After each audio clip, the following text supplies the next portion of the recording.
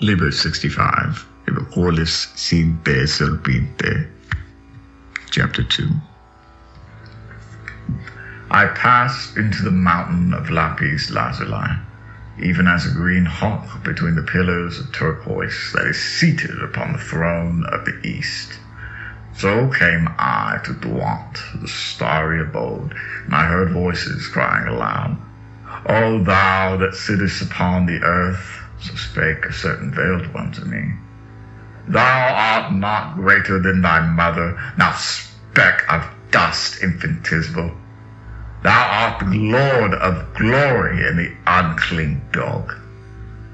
So stooping down, dipping my wings, I came unto the darkly splendid abodes.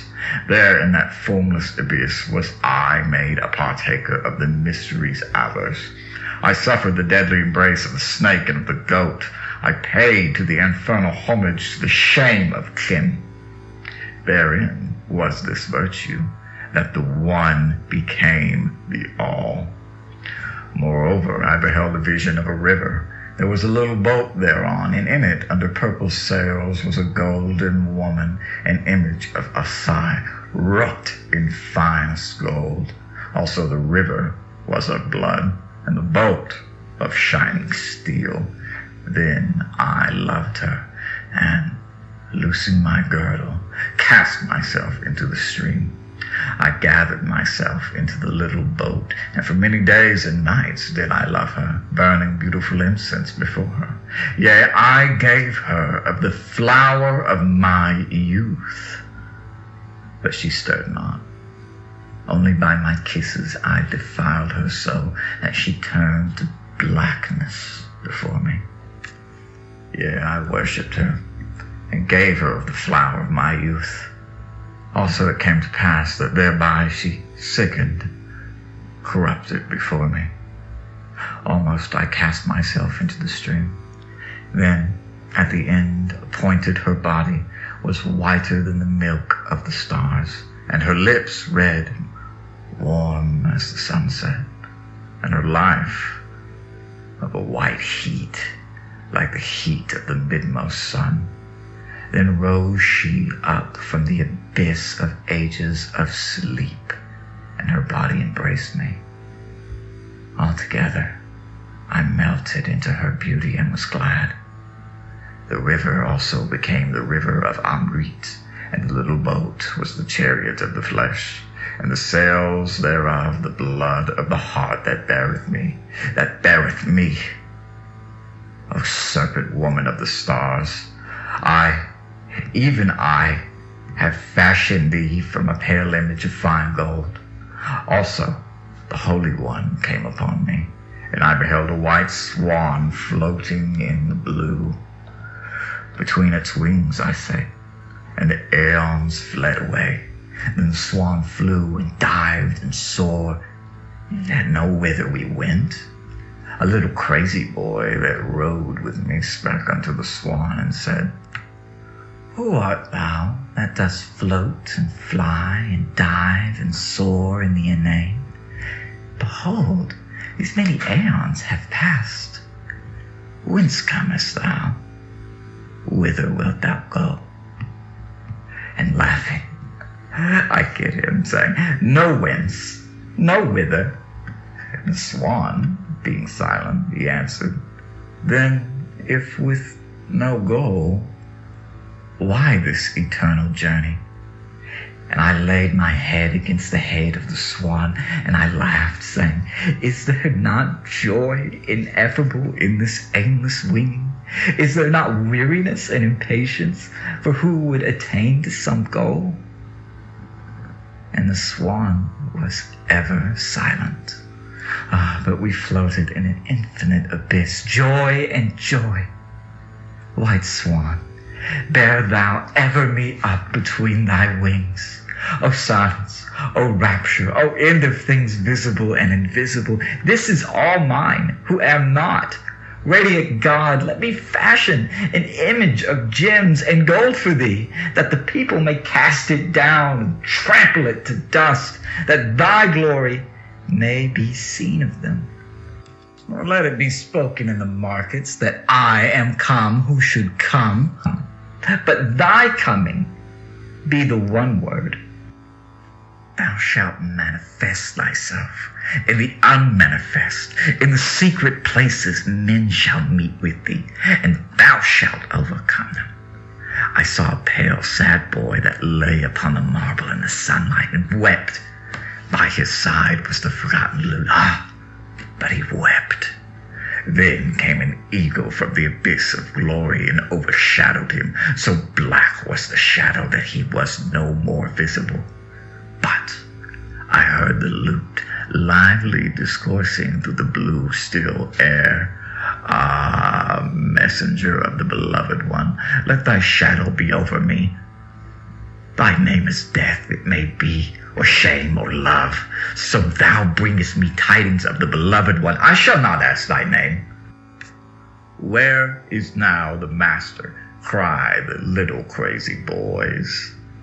He's dead. He's shamed. He's wedded. And their mockery shall ring round the world.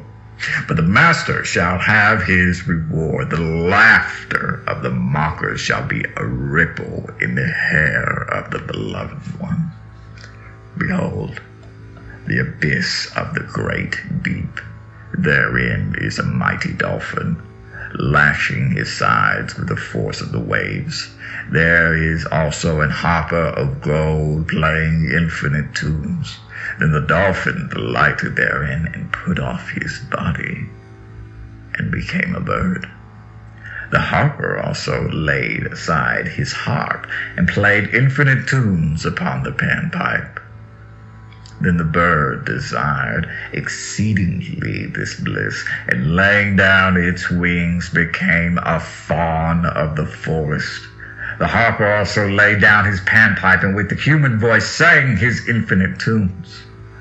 Then the fawn was enraptured and followed far. At last the harper was silent, and the fawn became Pan in the midst of the primal forest of eternity. Thou canst not charm the dolphin with silence, O my prophet. Then the adept was wrapped away in bliss, and the beyond of bliss, and exceeded the excess of excess. Also his body shook and staggered with the burden of that bliss, and that excess, and that ultimate nameless. They cried, he is drunk, or he's mad, or he's in pain, or he's about to die, and he heard them not. O my Lord, my beloved, how shall I indite songs with even the memory of the shadow of thy glory as a thing beyond all music of speech or of silence? Behold, I am a man. Even a little child might not endure thee. And lo, I was alone in a great park, and by a certain hillock was a ring of deep enameled grass, wherein green-clad ones, most beautiful, played. In their play I came even unto the land of fairy sleep. All my thoughts were clad in green, most beautiful were they. All night they danced and sang, but thou art the morning, O my darling, my serpent that twinest thee about his heart. I am the heart, and thou the serpent. Wind thy coils closer about me, so that no light or bliss may penetrate. Crush out the blood of me as a grape upon the tongue of a white Doric girl that languishes with her lover in the moonlight. Then let the end awake. Long hast thou slept, O great God Terminus. Long ages hast thou waited at the end of the city and the roads thereof. Awake thou, wait no more. Nay, Lord, but I am come to thee. It is I that wait at last. The prophet cried against the mountain, come thou hither, that I may speak with thee. The mountain stirred not. Therefore went the prophet unto the mountain, and spake unto it. For the feet of the prophet were weary, and the mountain heard not his voice. But I have called unto thee, and I have journeyed unto thee, and it availed me not. I waited patiently, Thou wast with me from the beginning. This now I know, O my beloved, and we are stretched at ease among the vines.